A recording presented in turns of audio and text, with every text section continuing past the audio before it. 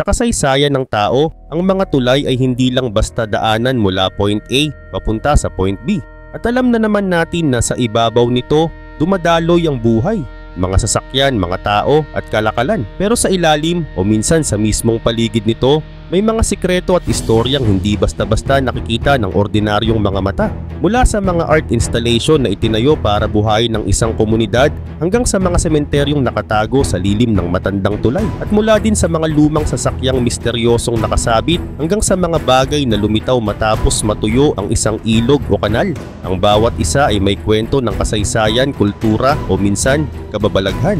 Kaya naman sa video na ito, samahan nyo ko at tatalakayin at titignan natin ang ilan sa mga pinakakakaibang bagay na nakita sa ilalim ng tulay at mga bagay na biglang lumitaw nang matuyo ang tubig sa ilalim ng mga tulay. Pero bago yan, paki-like at subscribe naman po. Malaking bagay na po yan sa aming mga content creator. Salamat po at ngayon simulan na natin. Number 15. Draining Canal. Ang sikreto sa ilalim ng Canal Saint-Martin. Sa Paris, France, isa sa mga pinakasikat na pasyalan ay ang Canal Saint-Martin, kilala sa magagandang tanawin at mga kapihan sa paligid nito. Pero noong taong 2016, isang pambihirang pangyayari ang nagbunyag ng hindi kaaya-ayang sikreto sa ilalim ng malinaw nitong tubig. Matapos ang 14 na taon mula ng huling linisin ng kanal, nagpasya ang lokal na pamahalaan na kompletong i-drain ang mahigit 23 milyong galon ng tubig nito. Sa una, inaasahan ng ilan na makakakita sila ng mga lumang gamit, antik o kahit mga nawawalang alahas. Pero sa halip halos 45 tonelada ng basura ang lumutang mula sa mga sirang bisikleta, upuan, shopping cart, karatula sa kalsada hanggang sa isang baril na agad isinuko sa pulisya. Bago pa man simulan ng pag-drain, inilipat muna sa ligtas na lugar ang mga isda at iba pang lamang tubig upang hindi masira ang kanilang ekosistem. Ayon sa mga eksperto, ang ganitong paglilinis ay dapat gawin tuwing isang dekada para maiwasan ang mabigat na polusyon. Kaya naman matapos itong mapuno muli ng tubig, nanawagan ng mga opisyal sa publiko, huwag gawing basurahan ng kanal. Bukod sa pagiging mahalagang daanan ng tubig, bahagi na rin ito ng kasaysayan at kultura ng Paris mula pa noong early 1800s. Number 14. Car hangs from a bridge. Misteryosong sasakyan sa Toronto. Isang umaga sa Toronto, Canada, nagulat ang mga motorista nang makita ang isang kotse na nakasabit sa ilalim ng isang tulay, hawak lang ng makapal na cargo strap. Ang sasakyan, tila luma na at sunog na, walang salamin at halatang matagal nang hindi ginagamit. Noong una, inakala ng mga awtoridad na bahagi ito ng isang film shoot o art installation. Pero matapos magsagawa ng investigasyon, napag-alamang walang sino mang humingi ng permit para dito. Kaya naman lumabas ang teorya na isa itong malaking prank dahil nakabitin ito sa ibabaw ng isa sa pinakaabalang kalsada sa lungsod. Napilitan ang pulisya na isara ang isang buong lane sa loob ng ilang oras para maibaba ito ng ligtas. Libu-libong motorista ang naapektuhan ng trapiko at ilan sa kanila ay tumawag sa pulis matapos makita ang nakakatakot na eksena. Hindi ito ang unang beses na nangyari sa Canada.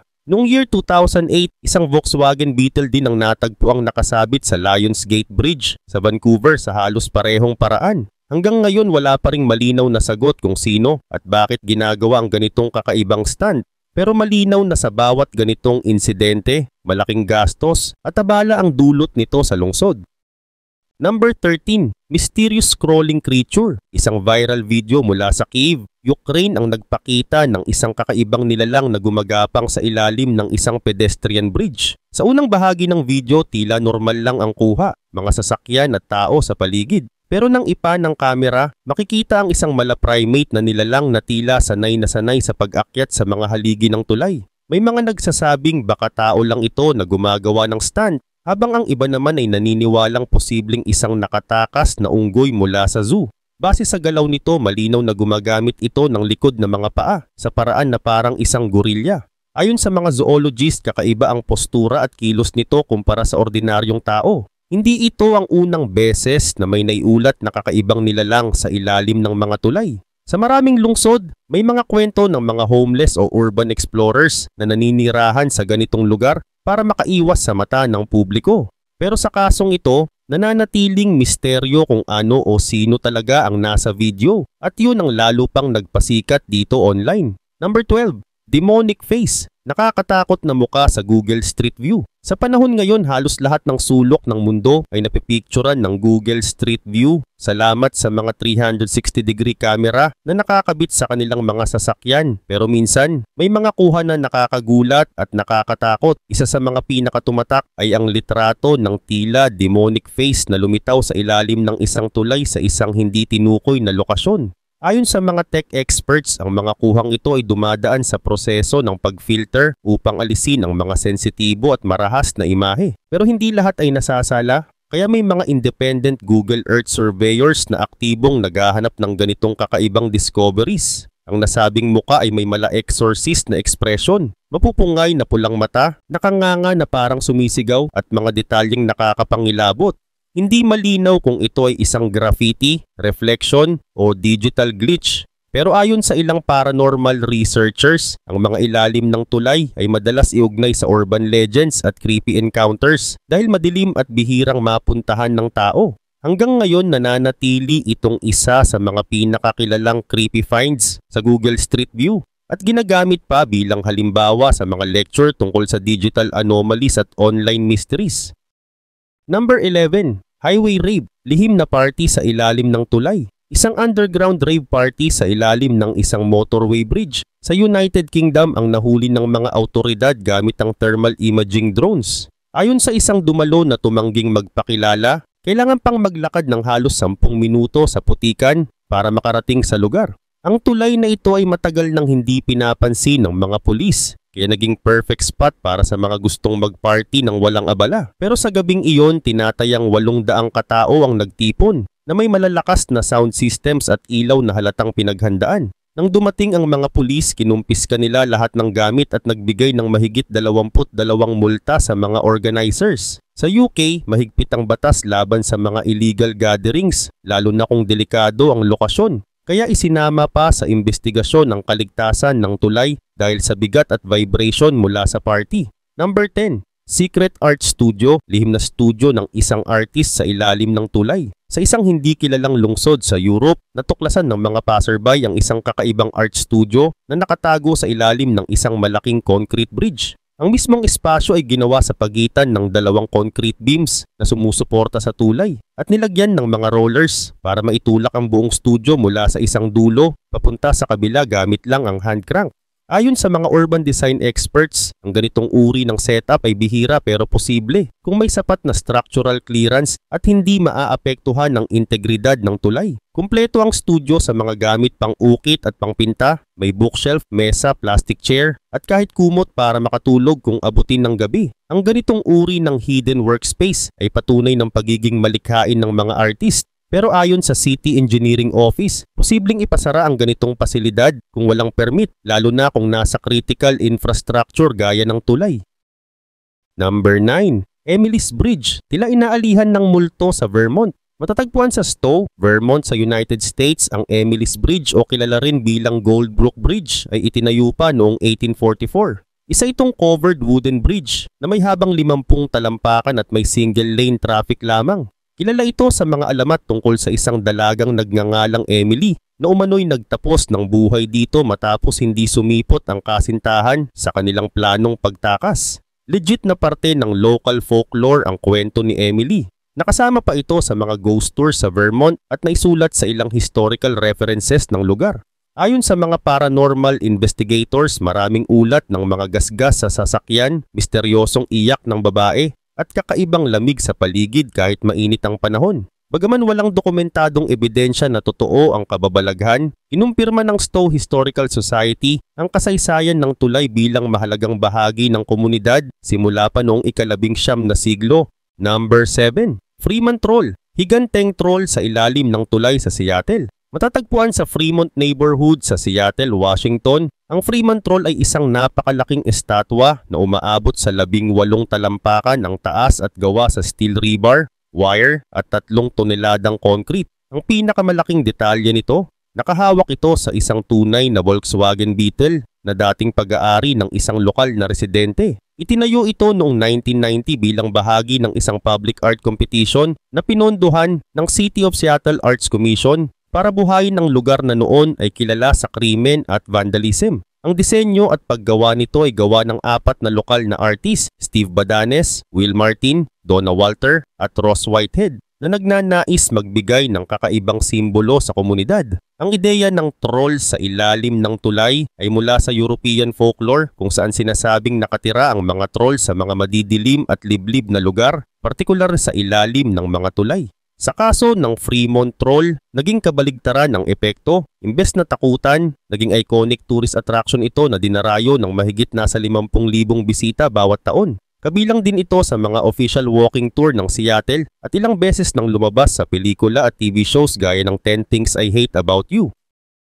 Number 6. Bridge Cemetery, libingan sa ilalim ng tulay sa Paris. Sa distrito ng Montmartre sa Paris, France, matatagpuan ang Cimetière de Montmartre, isang sementeryo na bahaging nakatago sa ilalim ng Rue Colincourt Bridge. Binuksan ito noong 1825 sa dating limestone quarry na ginamit din bilang mass grave noong French Revolution. Hindi ito karaniwang sementeryo. Ito ay resting place ng ilan sa mga pinakatanyag na French artists, composers at intellectuals tulad nina Émile Zola, Edgar Degas at Dalida. Ang disenyo nito ay may mga marble mausoleum at elaboradong estatwa na nagbibigay ng kakaibang halo ng sining at kasaysayan. Dahil nasa mas mababang elevation kaysa kalye, natatakpan ng tulay ang ilang bahagi ng sementeryo na nagre-resulta sa malamlam at tahimik na ambience kahit nasa gitna ng abalang lungsod. Mayroon ding komunidad ng mga stray cats na naninirahan dito sa loob ng maraming dekada na pinapangalagaan ng mga caretaker at lokal na residente. Hanggang ngayon, bukas pa rin ito sa publiko at kabilang sa mga protected historical sites ng Paris. Number 5. Vietnam's Golden Bridge, tulay na parang hinahawakan ng higanting mga kamay. Matatagpuan sa Ba Na Hills malapit sa lungsod ng Da Nang sa Vietnam, ang Golden Bridge ay isa sa pinakakilalang architectural wonders ng bansa. Binuksan ito noong June 2018 at mabilis na naging viral dahil sa kakaibang disenyo. Isang pedestrian bridge na tila hinahawakan ng 2 higanting bato na kamay. Ang tulay ay may habang halos 1,500 feet at nasa taas na 5,000 feet above sea level na nagbibigay ng panoramic view ng paligid kabilang ang Truong Son Mountains. Ang disenyo nito ay gawa ng TA Landscape Architecture, isang Vietnamese design firm, at bahagi ng malaking redevelopment ng Ba Na Hills Resort Area. Ang mga kamay ay gawa sa steel mesh na binalutan ng fiberglass at pininturahan para magmukhang lumang bato. Kaya kahit malapitan parang tunay na natural formation. Ayon sa Vietnam Ministry of Tourism, simula ng buksan, tinatangkilik ito ng mahigit 3 milyon na bisita kada taon. Ginawa ang Golden Bridge hindi lang bilang tourist spot, kundi para magbigay ng walking path na mag-uugnay sa cable car station papunta sa mga gardens ng Ba Na Hills. Number 4. The Devil's Bridge, parang perpektong bilog na gawa ng kalikasan sa Germany. Ang Rakotsbrücke, mas kilala bilang Devil's Bridge, ay matatagpuan sa Kromlau Park sa Saxony, Germany. Ipinagawa ito noong 1860s ni Knight Friedrich Hermann Rötschke at kilala dahil sa kakaibang disenyo nito. Kapag tiningnan mula sa tamang anggulo at sa tamang liwanag, ang tulay at ang refleksyon nito sa tubig ay bumubuo ng halos perpektong bilog. Gawa ang tulay sa mga basalt stones na inangkat pa mula sa malalayong lugar sa Germany at Czech Republic. Ang matutulis na batong dekorasyon sa magkabilang dulo ay sinadya para magmukhang natural basalt columns na karaniwan sa ilang bulkanikong lugar. Tinawag itong Devil's Bridge dahil sa lokal na paniniwala noon na ang ganitong kahirap gawin na istruktura ay posibleng gawa lang ng demonyo. Sa kasalukuyan, protektado na ito bilang cultural heritage site. Ipinagbabawal ng lakaran mismo ang tulay upang mapanatili ang kondisyon nito at pwede lamang itong tingnan mula sa paligid ng lawa. Maraming photographer mula sa iba't ibang bansa ang dumadayo rito para makuha na ng perpektong bilog na reflection shot. Number 3. Insane Half-Pipe, skateboard stunt sa gitna ng tulay sa Spain. Ang Puente de la Lamillo sa Seville, Spain ay kilala bilang isang engineering marvel na dinisenyo ng Spanish architect na si Santiago Calatrava para sa Expo 92. Ngunit noong 2015, ginamit ito sa isang kakaibang paraan. Isang stunt na tinawag na Insane Half-Pipe ng professional skateboarder na si Danny Leon sa tulong ng Red Bull. Naglagay sila ng temporary skateboarding ramp na sinakto sa gilid ng tulay, nasa taas ng daan-daang talampakan mula sa lupa. Mahigpit ang safety measures kabilang ang harness at safety nets pero malinaw pa rin na delikado ang stunt. Ang stunt na ito ay naging simbolo ng extreme sports creativity at ipinakita kung paano maaaring pagsamahin ang modernong infrastruktura at sports culture. Ang Puente del Alamillo mismo ay may habang 820 feet at gumagamit ng single pylon cable stayed design, isa sa kakaunting ganitong disenyo sa mundo. Number 2, Overtoun Bridge, misteryosong dog suicide phenomenon sa Scotland. Matatagpuan sa Milton, Dumbarton, Scotland. Ang Overtoun Bridge ay itinayo noong 1895 ng architect na si H.E. Milner. May haba itong 50 feet at nakalagay sa taas ng mahigit 50 talampakan mula sa Rocky Stream sa ibaba.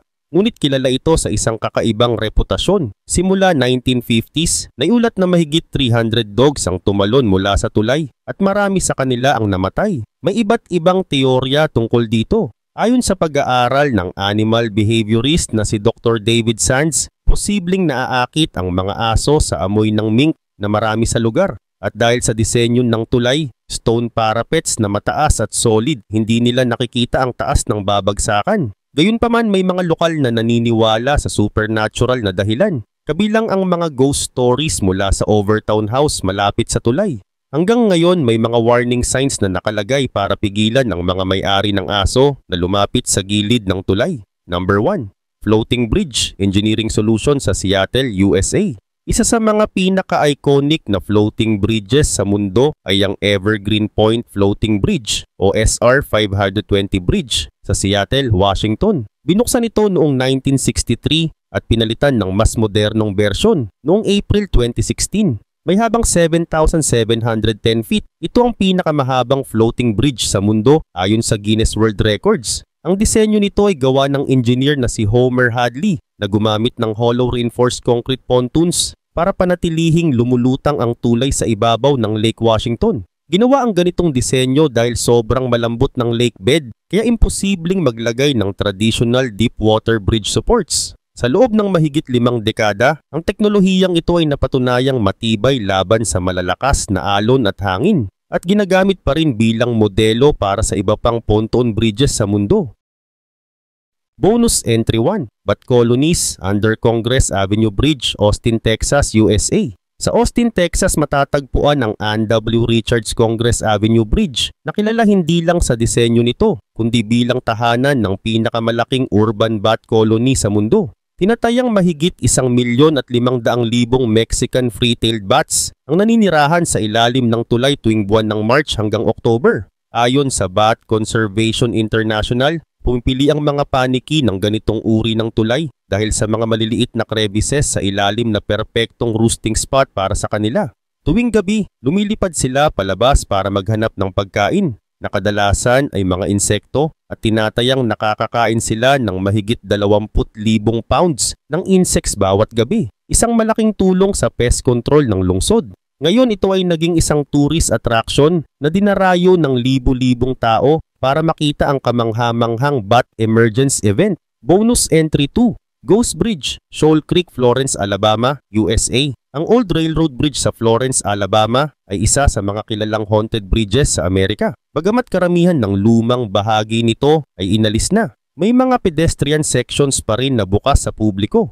Tinawag itong Ghost Bridge dahil sa mga lokal na kwento ng multo at kakaibang tunog na naririnig tuwing gabi. Sa historical records, ang lugar na ito ay naging site ng ilang Civil War skirmishes at may mga naiulat na extrajudicial hangings noong early 1900s. Maraming paranormal investigators ang bumisita dito at may ilang nakakuha ng electronic voice phenomena, EVP recordings at unexplained temperature drops. Bagamat walang siyentipikong patunay na nanatili itong bahagi ng local folklore at isa sa mga patok na destinasyon para sa ghost tours sa Alabama. Bonus Entry 4, Living Root Bridges, buhay na tulay sa Meghalaya, India. Sa hilagang silangang bahagi ng India, partikular sa estado ng Meghalaya na kilala sa bansag na The Abode of Clouds, makikita ang isa sa pinakakakaibang uri ng tulay sa buong mundo, ang tinatawag na Living Root Bridges. Ito ay gawa mula sa buhay na ugat ng puno ng Ficus elastica o Indian rubber tree. Ang mga punong ito ay may likas na kakayahang maglabas ng mahahabang aerial roots na matibay at nababanat. Ang mga katutubo rito, lalo na ang Khasi at Jaintaya tribes, ay may tradisyon na patnubayan at ayusin ang direksyon ng paglaki ng mga ugat. Ginagamit nila ang mga kawayan at kahoy bilang pansamantalang suporta upang gabayan ang ugat hanggang tumawid ito sa kabilang pampang ng ilog o bangin. Hindi ito minamadali, karaniwang inaabot ng 20 hanggang 30 taon bago tuluyang mabuo at maging ligtas tawiran ng mga tao. Kapag ganap ng nabuo, ang mga tulay na ito ay nagiging napakatibay. May mga tala na ang ilan ay umaabot ng mahigit 500 taon ng edad at patuloy pang lumalakas habang buhay ang puno. Dahil gawa ito sa natural na material na patuloy na lumalaki at humuhubog sa sarili, hindi ito madaling masira sa baha o bagyo. Sa kasalukuyan, kinikilala ng UNESCO ang mga living root bridges bilang isang mahalagang halimbawa ng intangible cultural heritage ng India. Ito rin ay isang pangunahing destinasyon ng mga eco-tourists at adventure hikers mula sa iba't ibang panig ng mundo. Partikular ang tulay sa village ng Nongriat na kilala sa 3 palapag nitong root bridge, isa sa iilan sa mundo na may ganitong disenyo. Bonus Entry 5. Kapellbrücke, ang pinakamatandang covered wooden bridge sa Europe. Sa bayan ng Lucerne, Switzerland, nakatayo ang isa sa pinaka-iconic at pinaka-pinoprotektahang makasaysayang tulay sa Europa, ang Kapellbrücke o Chapel Bridge. Itinayo ito noong 1434 bilang bahagi ng depensa ng lungsod laban sa mga mananakop. Noon bahagi ito ng estratehikong linya ng depensa na kumukonekta sa Wasserturm o Water Tower, isang 8 gilid na medieval tower na ginamit bilang bantayan, kulungan at treasury ng lungsod. Orihinal na may haba itong 204 meters, kaya ito ang pinakamahabang covered wooden bridge sa buong Europe noong panahong iyon. Ngunit noong August 1993, isang malagim na sunog ang sumira sa halos 2/3 ng tulay. Pinaniniwalaang nagsimula ang apoy mula sa isang upos ng sigarilyo na nahulog mula sa mga dumadaang tao sa ibabaw ng tulay. Sa insidenteng iyon, nasira rin ang mahigit 80 obra na bahagi ng interior paintings ng tulay. Ang mga painting na ito ginawa ng pintor na si Hans Heinrich Wegmann noong ika-17 siglo ay naglalarawan ng mahahalagang eksena sa kasaysayan ng Lucerne at ng Switzerland. Kabilang dito ang mga tagpo ng Battle of Sempach at mga relihiyosong tema. Matapos ang sunog, nagsagawa ang lokal na pamahalaan ng malawakang restoration project upang ibalik ang Kapellbrücke sa dating anyo nito. Ginamit nila ang parehong uri ng kahoy at disenyong medieval upang mapanatili ang authenticity ng istruktura. Ngayon may natitirang 170 meters na lamang mula sa orihinal na haba ng tulay, ngunit patuloy pa rin itong ginagamit ng mga pedestrian araw-araw. Bukod sa pagiging daanan, isa rin itong cultural landmark at pangunahing tourist attraction na dinarayo ng milyon-milyong turista taon-taon.